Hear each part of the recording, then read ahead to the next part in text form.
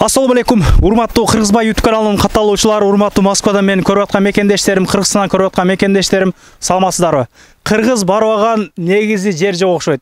Бүгүн мына Красноярск шаарына түн ичи учуп келдик. Мына кечинде өзүбүздүн Байказан аттуу чайхананын алдынан өтүп баратып, жанымдагы орустарга айттым эле, мен сиздерди кайтканда ушул өзүбүздүн чайхана экен, мен байкадым, сиздерди угашать этем дедим эле. Мына бүгүн ушул жерге келип калдык. Бул эч кандай реклама эмес. Красноярскте эмгектенип жаткан, жашап жаткан мекендештердин ийгиликтерин бир катар мындай чагылдыруу, келгенге жараша бир кыска бир сюжет, бир ушундай бир кыска бир ролик тартып кетүү гана максат. Кеч киргендигине байланыштуу биз ушул чайханага кирген мекендештер менен маек алып берүүгө аракет кылабыз. Бул жакта отурган биздин бир туугандар аябай көп экен. Үй салып, жайлашып, мал чарба менен алектенген бир туугандар аябай көп экен. Чакан ушул Кыргыздын жакшылыгы, жамандыгы өткөн мынакей Нурманбет агабыз Красноярск шаарына 2 жыл болуп тур келгенине. Таанышалык, кандайсыз? Иштериңиз жакшыбы? Иштерим жакшы. Болуп атат, баары Кудайга шүгүр. Биринчи эле суроо болсун. Красноярскте канча кыргыз бар эми? Сиз билишиңизге караганда кичине эле мындай шаар экен. Кыргыздар негизи бири-бирин деле тааныса керек, бияктанчы группаларыңыздар болсо керек. Чу деп баштай бересиз. Красноярскте менин билишим боюнча бир 40 миң же 40 миңден ашуун кыргыз бар. Мигранттар, гражданство алган кыргыздар. Көбүнчө гражданство алгандар дагы өтө көп. Алар жерде бала чакалары менен уже көбөйүшүп, жайланышып, ипотека үйлөрдү алышып, жакшы эле орношуп калышыптыр, жакшы иштерде иштешет экен. Таксилерде, доставкаларда, аялдары дагы жакшы иштешет экен. Эң негизги бөлүгү бул базарда иштешет. Мына жерде базар бар, Восточный рынок деген. Бизнес кылган бир ошолор бизнес кылат. Ооба, бул жерде бизнес кылгандар өтө көп, гражданствосу бары дагы, жогу дагы. Алар көбүнчө Кыргызстандан, Кытайдан товарларды алып келип, ушул крайга эмес, Иркутский областы, Новосибирск, ушундан дальше дагы ушул жерден таркалат. Базардагы товарлардын көпчүлүгү ушул жерден таркатылат. Өзүңүз кайсыл кесипти аркалайсыз бияктан?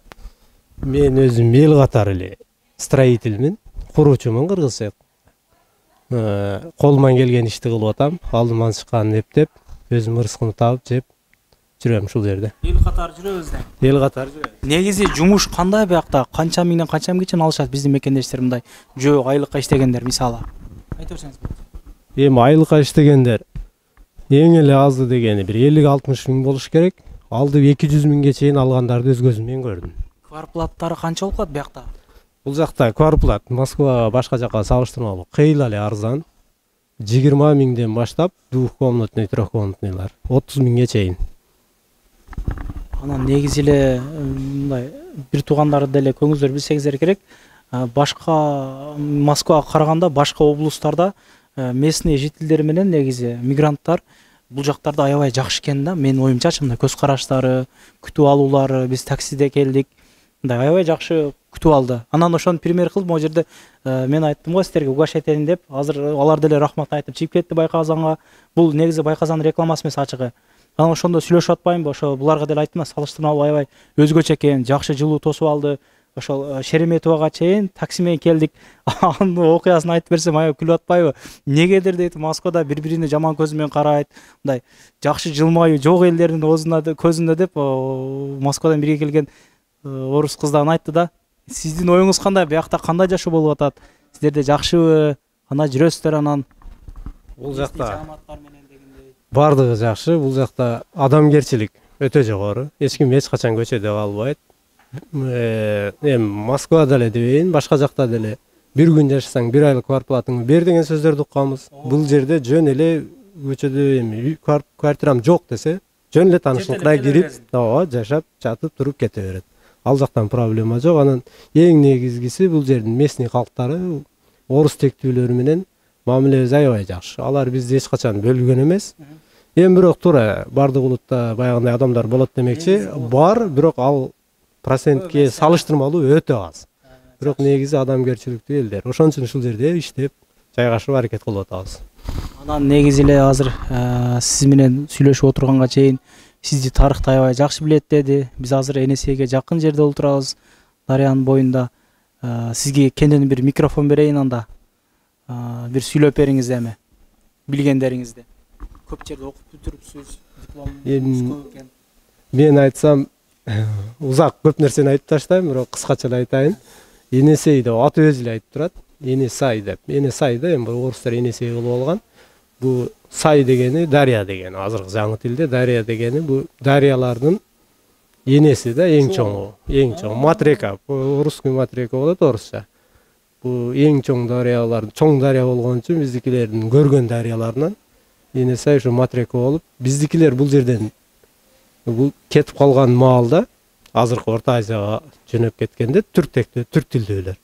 Ушул жер бизге караштуу болгон. Бул жер Камчаткадан баштап, даже Сахалинден баштап, азыркы түрктөр жетип барган Европага чейин биздин территориябыз болгон. Убагында каганаттар болгон, кыргыз каганаттары, азыркы тилде айтканда республика катары. Чоң бийликтерибиз болгон. Просто өзүбүздүн бөлүнгөнүбүзгө себептүү өзбек, кыргыз, түркмен болуп бөлүнүп кеттик. Анан калып кеткен улуттар калып калды. Татар, башкырлар бизден чыкты бөлүнүп. Биз аздыгыбызга байланыштуу чоң территорияны же чоң бөлүктүү жерди кармап кала албадык.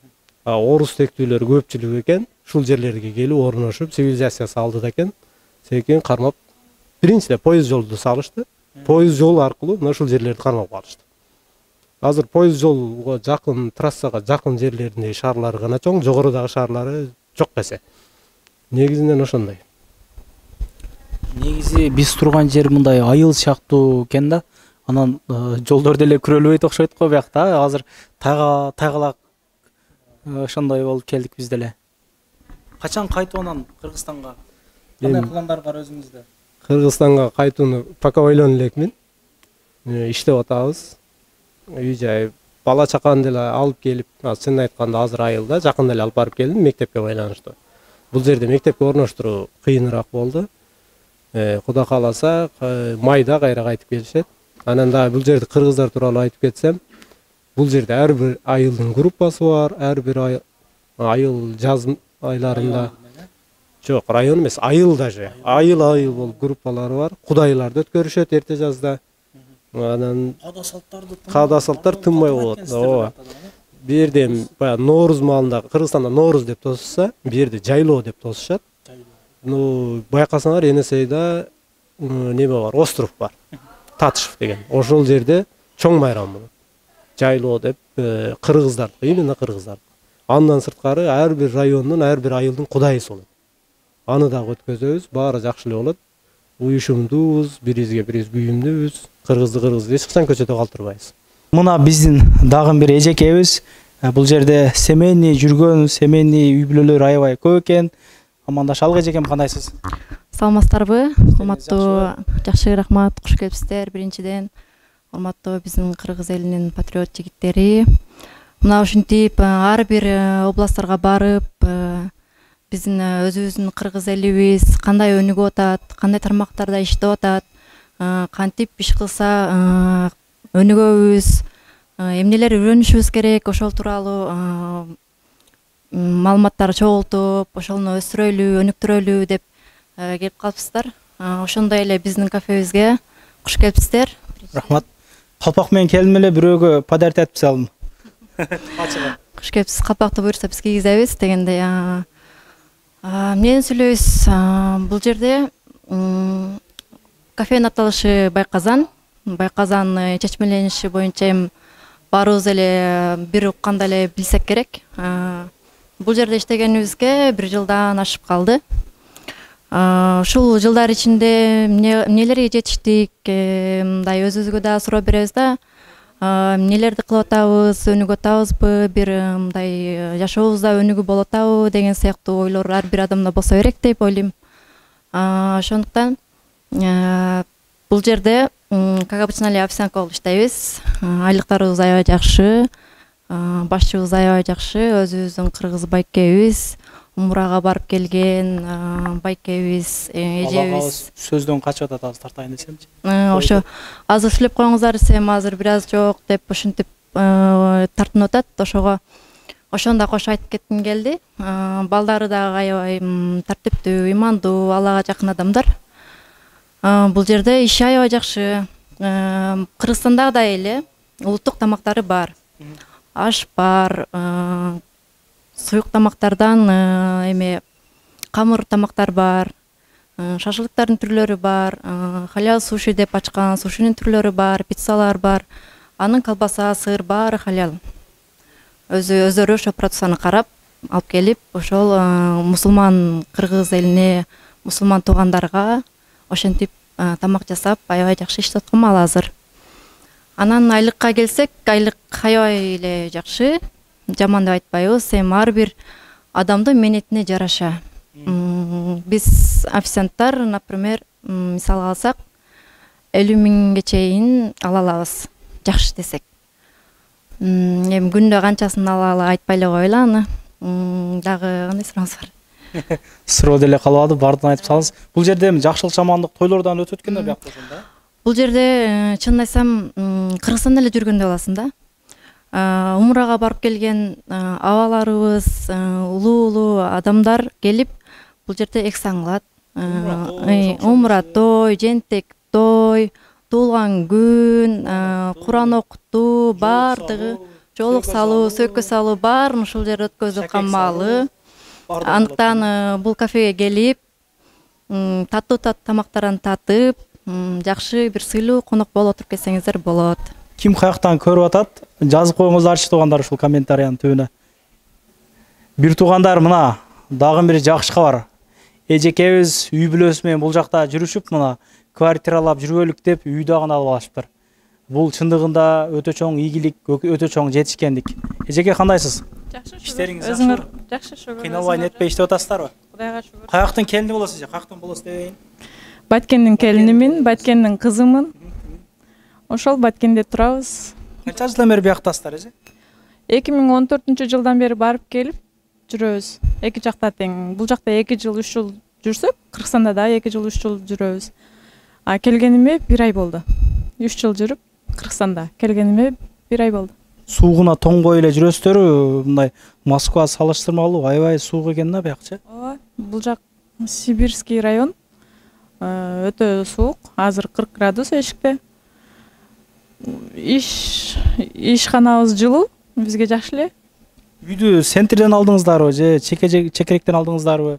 Домдонбу? Центральный районго карайт, центральный райондон алганбыз. Негизи эле үй алып отурукташкан биздин мекендештер көппү мындай иштеп келип эле? Ооба, көп. Азыр бул жакта баары эле көпчүлүгү алып алган өзүнө үй. Көп эле. Негизи Россияда үйлүү болуу бул чындыгында бакыт да мекендештер. Москвада бир комнатты 1,5 миллионго алыш кыйын да. Эжекебиз айтып атат, ошол бир жерде иштеп, ошол хозяинибиз эле центрден 2 комнаталуу квартираны бизге 1,5 миллионго берди деп. Негизи Россия өлкөсүндөн үй алуу аябагандай бир чоң бир жетишкендик да. Москвада негизи 1 комнаталуу квартираны 1,5 миллионго алуу деген бул жомок. Красноярск центринен 2 комнаталуу үйдү 1,5 миллионго алып тур. Эжекебизге ийгилик каалап кетебиз. Эгер ушул Красноярскте жашап, ушул Байказанга келип бир нерселер өткөрөм дегендер болгон болсо, навигаторго кирип Байказан десеңиздер чыгат экен мекендештерим. Жакшылык жамандыктарда Байказан чайканасы сиздердин кызматыңыздарда. Медиа өнөктөш Учкунбек каналы. Туугандар, анан дагы кимдир бирөөлөрдө кирди чыкты маселелер болуп издеп аткандар болгон болсо, ишеничүү адамдар таппай аткандар болгон болсо, мен сүйүнөган номерлерин коюп коемун. Дакан сайдайт кеңинен кийин 3 ай коюп берет. Чыкпай туруп чорундан базадан текшерип берет. Альфардтар менен кенен кесир барып келесиздер. Номерлерин коюп коюм ушул жерге. Сүйүн кирди чыкты деп.